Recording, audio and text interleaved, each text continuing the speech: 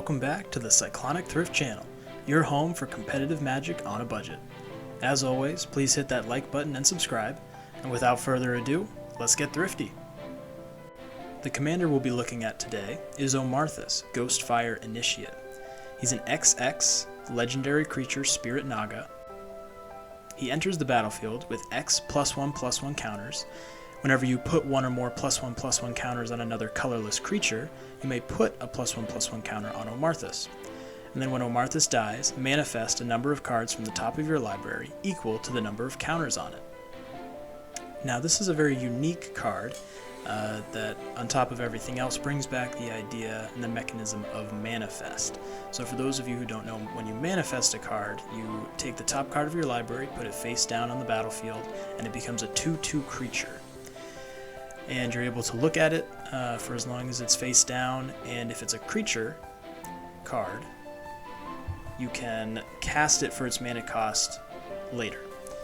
So essentially it takes cards from your deck, puts it on the battlefield, creates a massive army for you, and then you're able to potentially, if you need to, flip over those cards later for their mana cost. Now what's cool with Omarthis is you're able to, depending on how many +1/+1 counters you have on him, make a massive manifest army on a whim. So you're able to, if you're able to control when Omarthis dies, you could potentially sack him on the opponent's end step right before you, and then create, however many manifest 2/2 creatures, and then on your turn untap with them all and swing out for a massive amount of damage. So there is potential for a very strong, very damaging strategy here, and that's the direction that I want to take this deck in. We're going to go wide. We're going to create a ton of creatures, low to the ground, most likely artifact sub-theme because we're dealing with a colorless commander here. We're going to put +1/+1 counters on all of them. We're going to proliferate those counters, and then we're going to have some sacrifice outlets to be able to control when those creatures die, as well as Omarthis dies, because nothing's going to be worse than us putting in the work, putting 10 +1/+1 counters on this guy, and then having an opponent exile him, and we're not going to get any value out of it. As always, every card that I suggest here is under $1 at time of recording. I can't promise that price won't fluctuate as time goes on, but I wanted to make sure that we're dealing with $1 per card budget, and most of these cards are well under even 50 cents. So you'd be able to find that this whole deck is going to come out to a very manageable cost. So without further ado, let's get into some of these strategies. The first thing that I focused on when building this deck was making sure that every creature has some way or another of getting a +1/+1 counter or putting a +1/+1 counter on another creature. Because the way that this deck is going to work best is when we have 5 or 6 creatures out, and we're going to be able to put counters on all of them, and each one of those is going to trigger Omarthis, and he's going to get his own counter. So the sneaky MVP of this deck, actually, I'm going to come right off the bat with it, is Steel Overseer. He's a 2-cost 1/1 artifact creature construct, and he has a super simple ability of tap, put a +1/+1 counter on each artifact creature you control. Now, honestly, in any artifact deck, any artifact themed deck, this card is excellent. But in this one especially, it is going to be an all-star. Because you get him out early, turn 2, turn 3, depending on the state of your board. You tap him. Let's say you have 3 or 4 artifact creatures already out. You put 3 or 4 counters on Omarthis right off the bat. He puts a counter on himself, so even if he's the only creature out there, he's still going to get you some value. This card is going to be incredible in this strategy, and it's going to be just an excellent play. Another top-notch card here is going to be Patchwork Automaton. He's another 2-cost 1/1 artifact creature construct. He's got Ward 2, and then whenever you cast an artifact spell, put a +1/+1 counter on Patchwork Automaton. This deck is full of artifacts. Between the creatures and the mana ramp and even some of the card draw, you're going to be casting a ton of artifacts, putting a ton of +1/+1 counters on Patchwork, and as a result putting a ton of +1/+1 counters on Omarthis. Moving forward, we actually have some equipments that should be able to attach to Omarthis, or whatever artifact creature you have on board that are going to help with the +1/+1 counter strategy. The first one is Armory of Aroas, 2-cost artifact equipment. Whenever a equipped creature attacks, you put a +1/+1 counter on it. Super simple. You throw Omarthis out, you equip this, you attack with him, put a +1/+1 counter on it. If you don't want to attack with Omarthis, you can put it on a different artifact creature, different colorless creature. When that +1/+1 counter gets put on it, you'll also be able to put a +1/+1 counter on Omarthis. So however you want to do this. Honestly, the attacking strategy with Omarthis is not a horrible idea, because we want him to die. So you'll be able to kind of persuade your opponents to not block, not kill him, until he gets too big, of course. But either way you do this, you're going to get a counter on him, and it's going to work out. The second equipment we've got on here is Sword of Hours, another 2-cost equipment. This one is a little bit higher on the budget. I know it was floating just under $1 when I was recording, because it's an excellent card. So it's an artifact equipment. Whenever a equipped creature attacks, put a +1/+1 counter on it. And whenever a equipped creature deals combat damage, roll a d12.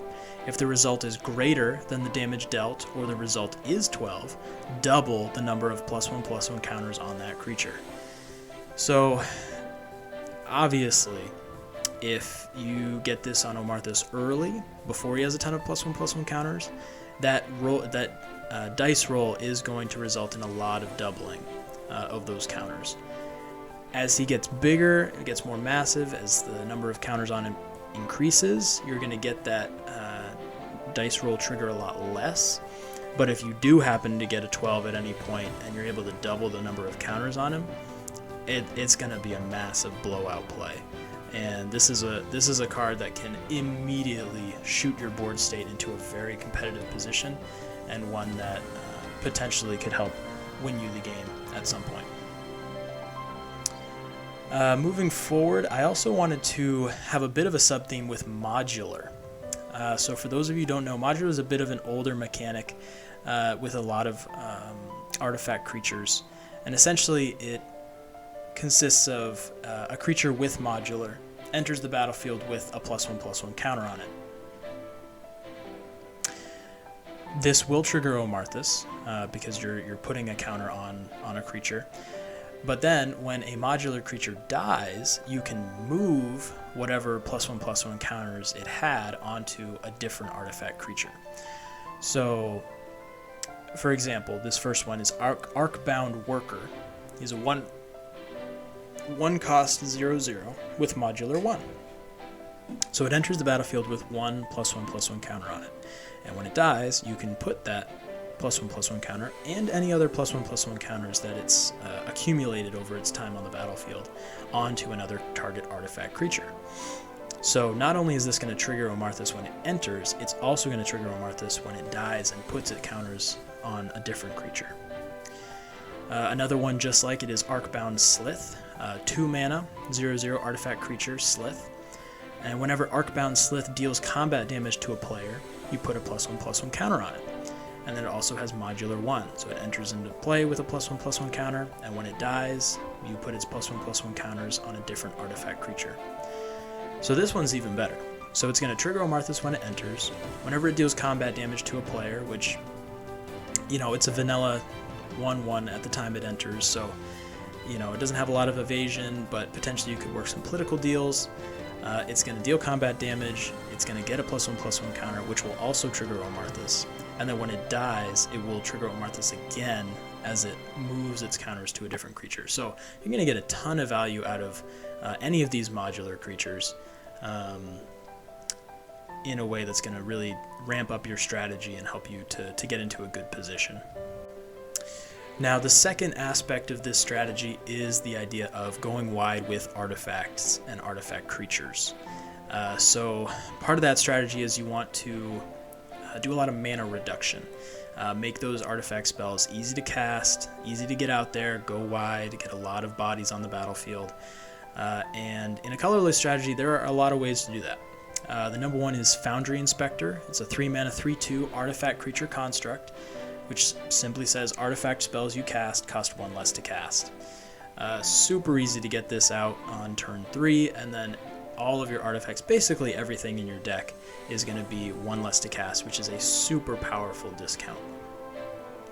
In the same vein, but even more powerful, is Ugin the Ineffable, a 6-cost legendary planeswalker Ugin.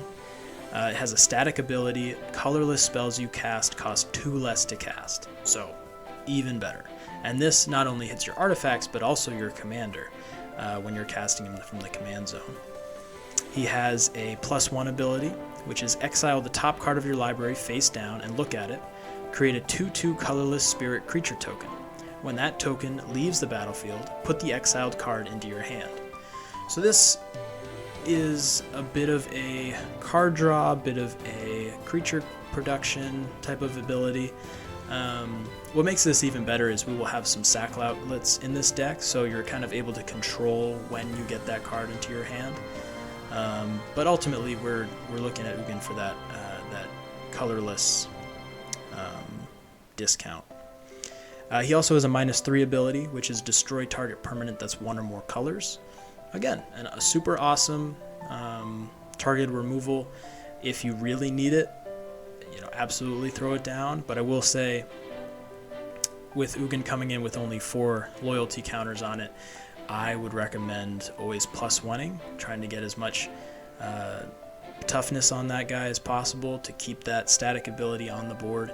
For 6 mana, you really want to get the most out of that cost reduction, because that's where you're going to get the most value.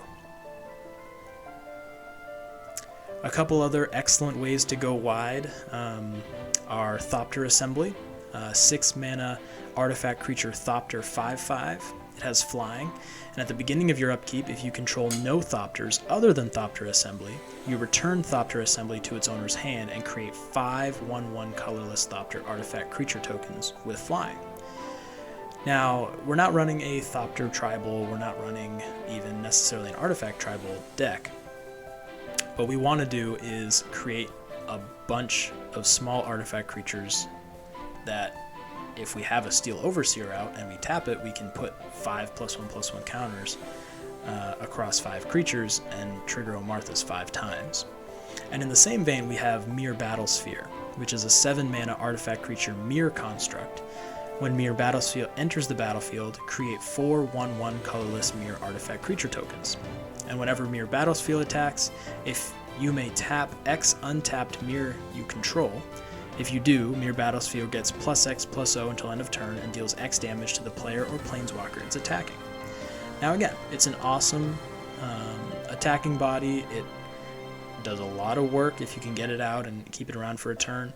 But ultimately, we're here looking for the massive token production. Because again, we play this, we create 4 mirror tokens, then we have 5 artifact creatures for which we can put +1/+1 counters onto. And then there's a couple low to the ground artifact creatures that have some random abilities. Spectrum Sentinel is a fun one. It's a 1-cost 1/2 artifact creature soldier. It has protection from multicolored, which is excellent. And whenever a non-basic land enters the battlefield under an opponent's control, you gain 1 life. So this is just a fun little way to add life gain to this deck. It's a super low to the ground cost creature. It's a 1/2, so it's an okay blocker. Protection from multicolored is going to be excellent. It's going to be a nice little piece, and then the life gain is really a bonus.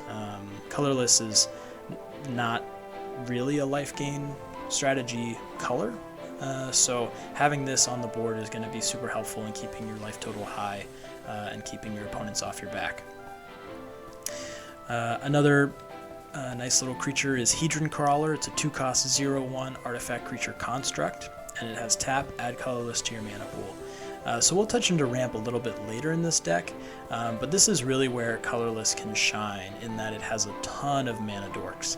Creatures that you can play and then later tap them to add mana. It just really helps to snowball your strategy, get more artifact creatures out there, more artifacts out there, and this is just an excellent example of that strategy.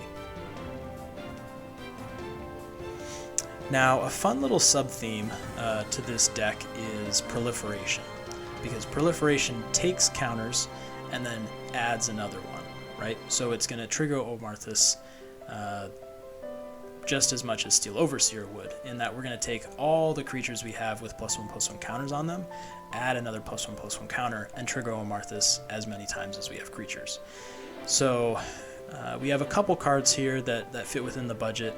The first is Contagion Clasp. It's a 2-mana artifact. When it enters the battlefield, you put a -1/-1 counter on a target creature, not your own. And then you can pay 4, tap it, and proliferate. Now, it's a lot of mana. It's going to be 6 mana to proliferate for the first time, but ultimately it's going to be worth it. If you can pay 6 mana and trigger Omarthis 6, 7, 8 times, it is more than worth the mana cost. And then, honestly, I mean, no one's going to really want to spend a removal spell on this guy, so you're going to keep him around for a couple turns. You're going to keep getting value from him. A very worthy include into this deck. Another card that fits into this theme is Animation Module. It's a 1-cost artifact. Whenever 1 or more +1/+1 counters are placed on a permanent you control, you may pay 1. If you do, create a 1/1 colorless servo artifact creature token. And then you can pay 3 and tap it, choose a counter on target permanent or player. Give that permanent or player another counter of that kind.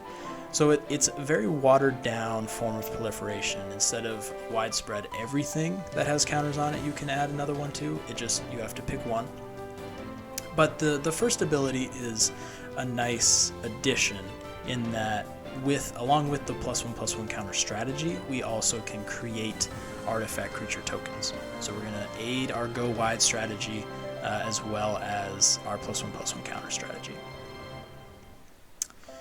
Now, we also want to make sure that we're controlling when Omarthis dies. As I said before, there's nothing worse than an opponent exiling our 15/15 commander and us getting absolutely no value from it. So we want to make sure we have plenty of sack outlets out there that we can activate at instant speed, preferably free, but at least at a low cost, to be able to kill Omarthis and get all of those manifest triggers on the stack. So the first one I've got is Culling Dais. It's a 2-mana artifact. You tap it, sacrifice a creature, put a charge counter on Culling Dais, and then later you can tap 1, sacrifice it, and draw a card for each charge counter on Culling Dais.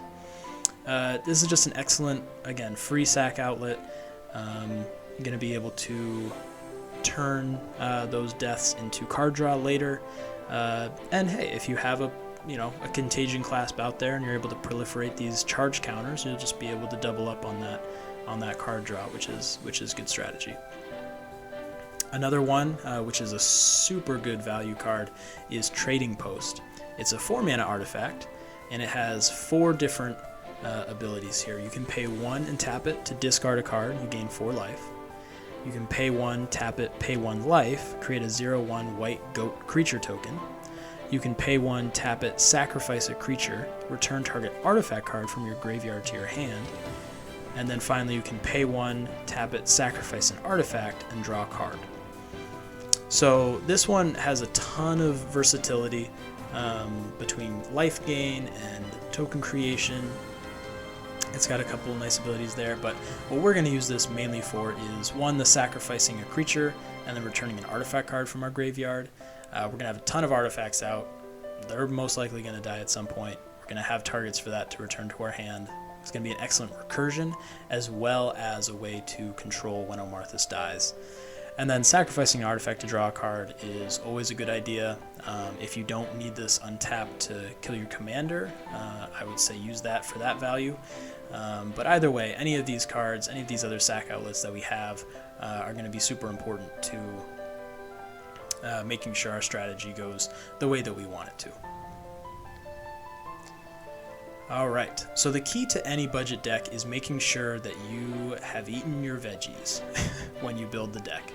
And by that I mean you want to have plenty of ramp, you want to have plenty of card draw, and you want to have plenty of removal. So during this section of the video, we're going to be talking about how this deck fulfills each of those requirements.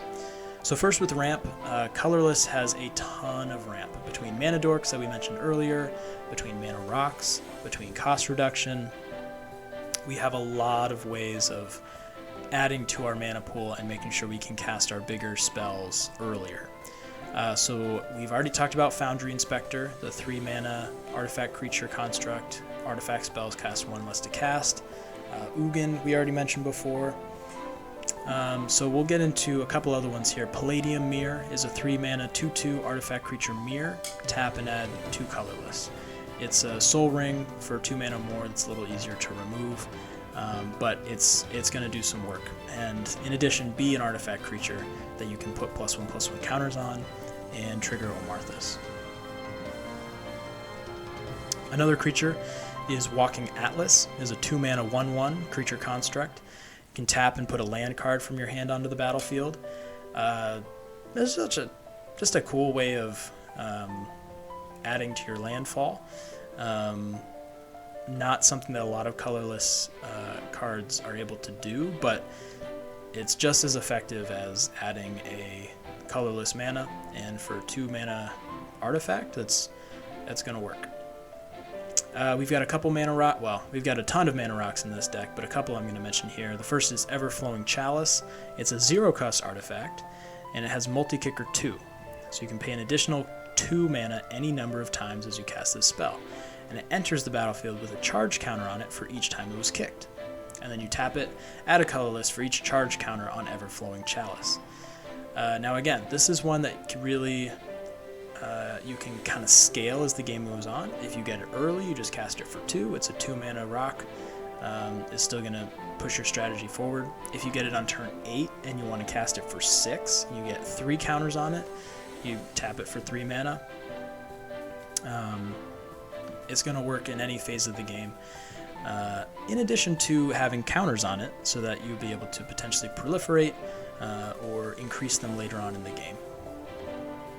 And then another excellent 4 mana rock is Thran Dynamo. It's a 4 mana artifact. You tap to add 3 colorless mana. Yeah, colorless has a ton of these. They're all going to be helpful. They're all going to be good to push your strategy forward. Now, in terms of card draw, colorless is a little tricky to work with card draw, but we're still able to bring out a couple cards here that will be able to keep your hand full and keep your strategy moving forward. We already talked about Culling Dais as a bit of a sack outlet / card draw card. In addition to that, we have Zenith Chronicler. It's a 2 mana 3/1 artifact creature Phyrexian construct. Whenever a player casts their first multicolored spell each turn, each other player draws a card. Now this is a little bit less fun because it helps your opponents as well as you, but we know for a fact that you are not going to be casting any multicolored spells in this deck. So you are going to benefit the most out of this card out of anyone. Now if you're playing a bunch of monocolored decks, then you might be out of luck, but most commander players are trying to get 2-3 colors into their decks, so I still think it's a worthy include, because it's a 2 mana artifact creature. Still gonna be able to put counters on it, still be able to push your strategy forward. Another one is Tawashi Guidebot. It's a 4 mana 2/1 artifact creature construct. When it enters the battlefield, put a +1/+1 counter on target creature you control, again pushing that strategy forward. And then you can pay 4 and tap it to draw a card. And this ability costs 1 less to cast, or 1 less to activate for each modified creature you control. All of your creatures with +1/+1 counters on it are modified. So it'll be super easy to get this down to 0 mana. And you'll just be able to tap it to draw a card. That is a super powerful ability and something that will be super helpful as the game goes on. And then finally, I wanted to touch on Endbringer. It's a 5 and a colorless 5/5 creature Eldrazi. You untap Endbringer during each other player's untap step. You can tap it to deal 1 damage to any target. You can pay a colorless and tap it to make sure target creature can't attack or block this turn. And you can pay 2 colorless and tap it to draw a card. So this just gives you a lot of versatility. First of all, it's a bit of a target removal for very small things, or if you just want to start pinging a player down, getting him low. It can make a creature unable to attack or block. So if you're wanting to attack with Omarthis and this guy has a Death Toucher or something like that, you can make sure he can't block and kind of free up your attack there. And then also creates some card draw in case you've got some random colorless mana floating around. So this one also will be able to help you along with that strategy. And then in the removal category, colorless is not great with removal. There's a couple cards here that we'll talk through, but honestly, I understand they're not going to be ideal, they're not going to be perfect, but with colorless your options are pretty limited. So to start, we're going to do Transmogrifying Wand. It's a 3-mana artifact. It enters the battlefield with 3 charge counters on it. Pay 1 and tap, remove a charge counter from Transmogrifying Wand, and destroy target creature. Its controller creates a 2/4 White Ox creature token. So it's essentially a very slow Pondify or Generous Gift based just on creatures.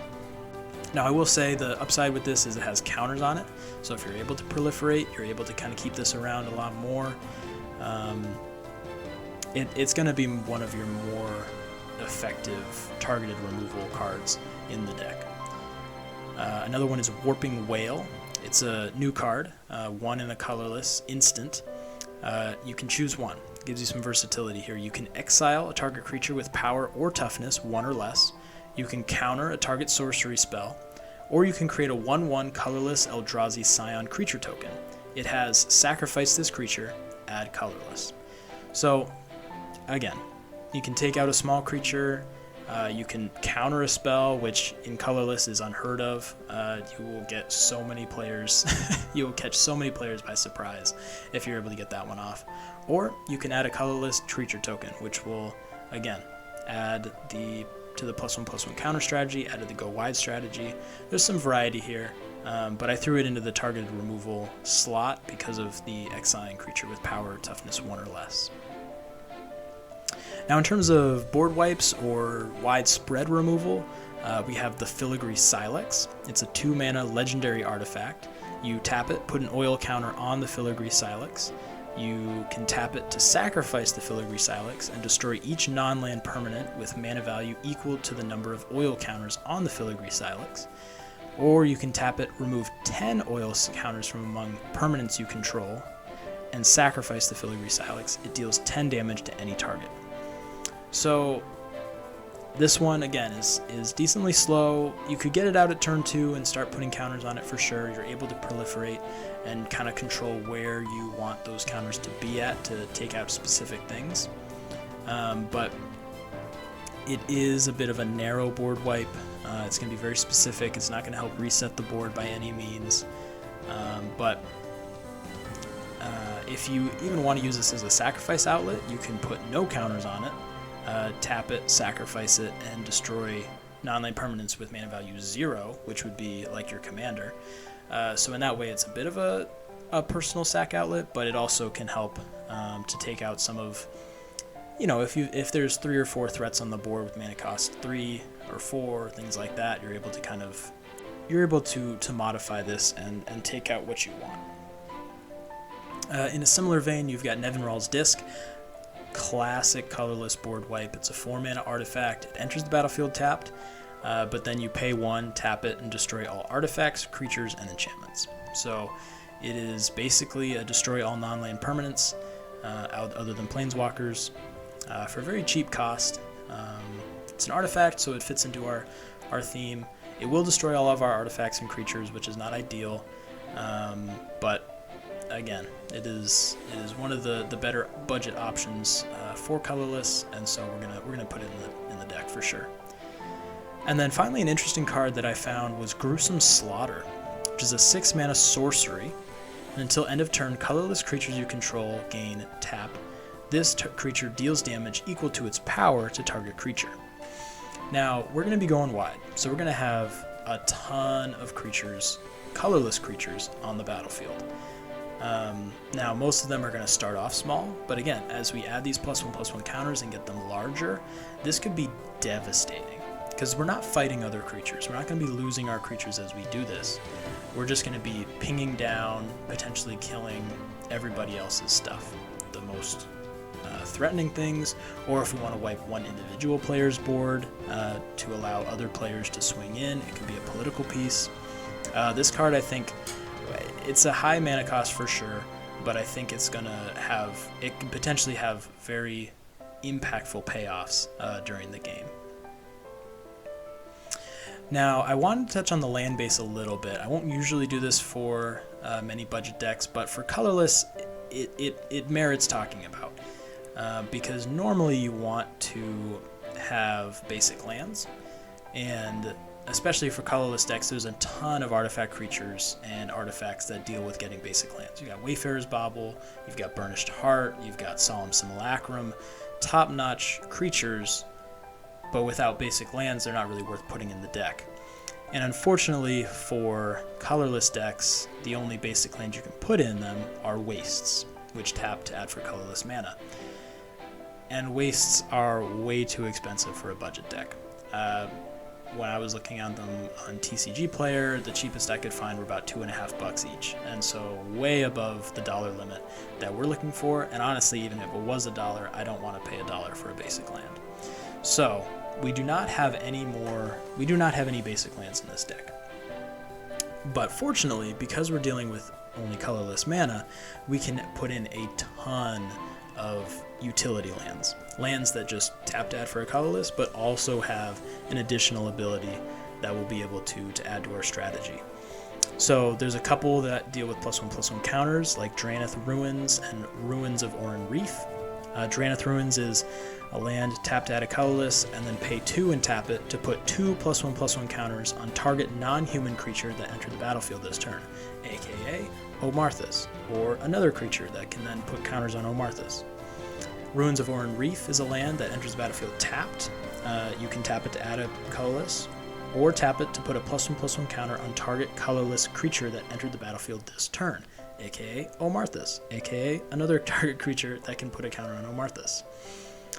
Another land that's going to be super interesting is Power Depot. It's an artifact land, enters the battlefield tapped. You can tap it to add a colorless, or tap it to add 1 mana of any color. Spend this mana only to cast artifact spells or activate artifact abilities. That doesn't really matter because we won't be dealing with any color, but this land also has Modular 1, which, if you remember from earlier in the video, Modular 1 means it enters with a +1/+1 counter, and when it's put into the graveyard, you can put that +1/+1 counter on another target artifact creature. So if we happen to need to sacrifice an artifact to draw a card with Trading Post or something like that, we can sack Power Depot and then move that +1/+1 counter onto a creature and trigger Omarthis. It's just not something you want to do a lot, because again, it's your land, you're not going to want to sacrifice your lands, but if this could be a game-winning play, this would be an amazing way to end the game, to be able to sack a land and put a counter on something else. Another great utility land is Blast Zone.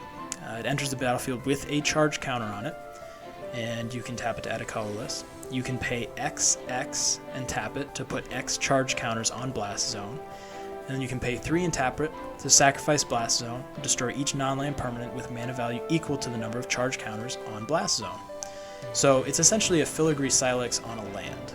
It's much slower for sure.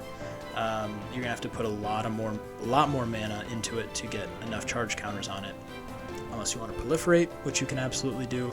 But essentially, again, with the limited options that we have in colorless for removal and board wipes, this is a must include. You have to have this in there. It could absolutely come in handy at some point during the game. A couple other ones that are good includes is Buried Ruin. You can pay 2 and tap it to sacrifice it and return target artifact card from your graveyard to your hand. Graveyard recursion is going to be important. Tomb of the Spirit Dragon. You can pay 2, tap it, you gain 1 life for each colorless creature you control. This is a repeatable life gain that could net you 5, 10, 15 life, depending on how wide your board is. Nephalia Academy. If a spell or ability an opponent controls causes you to discard a card, you can reveal that card and put it on top of your library instead of putting it anywhere else.